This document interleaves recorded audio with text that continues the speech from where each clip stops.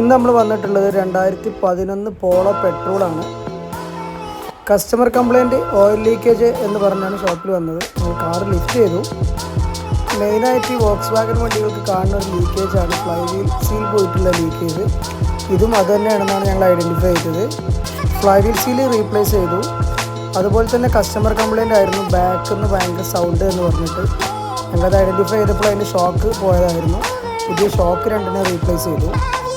2013 model ആയതുകൊണ്ട് ഏകദേശം 12 വർഷമായിട്ട് വണ്ടി സീറ്റ് കവറും കാര്യമൊന്നും ചെയ്തിട്ടില്ലായിരുന്നു. ഞങ്ങൾ അതിൽ സീറ്റ് കവർ ഉണ്ടെന്ന് പറഞ്ഞപ്പോൾ നല്ലൊരു സീറ്റ് കവറും ഇൻസ്റ്റാൾ ചെയ്യാൻ വേണ്ടി കസ്റ്റമർ ആവശ്യപ്പെട്ടു.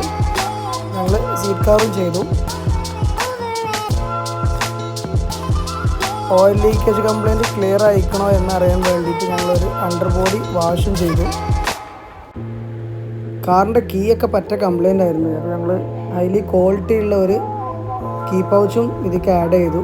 ടോട്ടലി കീ തന്നെ ഒരു പുതിയ ടൈപ്പായി.